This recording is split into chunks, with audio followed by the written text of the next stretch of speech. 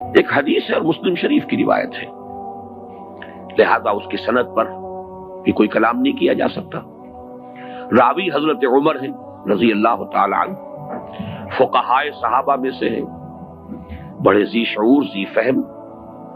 لہذا اس اعتبار سے بھی اس حدیث کا ایک پایہ جو ہے بہت بلند ہے۔ متن یہ ہے کہ حضور نے فرمایا ان اللہ یرفع بہذا الکتاب اقواما ویضع بہ آخرین، اللہ تعالیٰ اب اسی کتاب قرآن کی بدولت قوموں کو اٹھائے گا، بلند کرے گا، باب عروج پر پہنچائے گا، اور اسی کو ترک کرنے کی بنا پر انہیں گرا دے گا، ذلیل و خوار کر دے گا۔ یہ حدیث حضور کا فرمان سراخوں پر، سمجھ میں آئے تب بھی، نہ سمجھ میں آئے تب بھی، ہمارے ایمان کا تقاضا ہوا صادق المصدوق۔ لیکن یہ کہ دل میں تو خلش تھی کہ مغربی اقوام کو جو اتنا ترقی حاصل ہوا، اتنی ترقی انہوں نے کی، دنیا پر غالب ہے، ان کی تہذیب کا سکہ رواں ہے، اگرچہ بظاہر وہ کولونیل رول کا دور ختم ہو چکا ہے، لیکن حقیقت میں کسی دوسری شکل میں پورا موجود، جکڑا ہوا ہے پوری نوع انسانی کو۔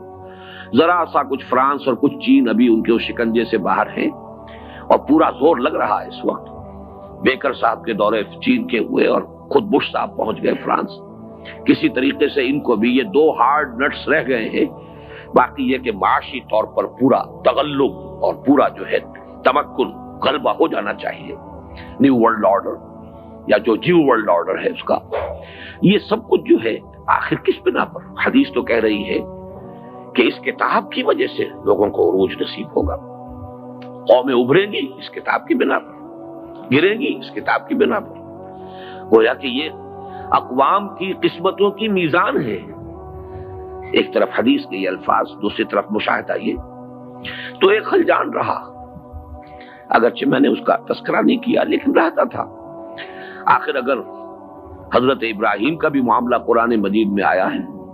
کہ انہوں نے بھی درخواست کی تھی کہ رب ارنی کیف تحیی الموتیٰ، پروردگار مجھے دکھا کیسے زندہ کرے گا تو مردوں کو۔ قال اولم تؤمن قال بلی ولکن لیطمئن قلبی، اللہ نے فرمایا کیا تم ایمان نہیں رکھتے؟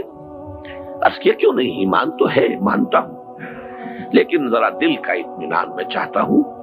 کوئی خلجان نہ رہ جائے، پوری طرح دل ٹھک جائے۔ تو اس درجے میں اگر کبھی ہمارے دل میں بھی ایک پیدا ہو جائے کوئی پیاس تو کوئی حرج نہیں ہے، بلکہ علم کے بڑھنے کا یہ ایک ذریعہ بنتا ہے۔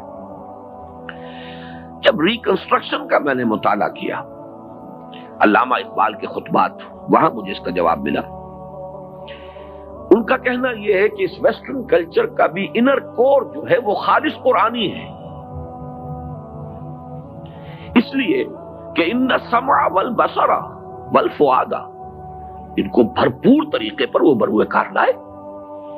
قرآن نے جس علم کو خلافت کی بنیاد قرار دیا ہے، کو انہوں نے پرسو کیا، اس میں ارتقاء کیا، اس میں ترقی کی، اسے پروان چڑھایا۔ یہ علم بھی در حقیقت ہے تو اسی علم کا ایک حصہ جس کو قرآن مجید اس اہتمام سے خلافت انسانی کی اصل اساس قرار دے رہا ہے، وہ تو علم الاسماء ہے،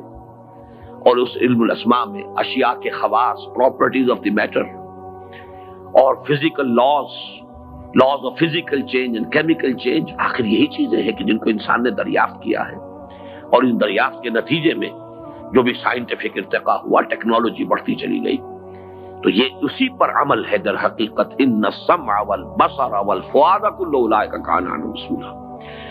باقی جو چیزیں ان کے اندر اضافی آ گئی ہیں، ان کی تہذیب میں جو چیزیں کہ اس آسمانی ہدایت کے منافی آ گئی ہیں،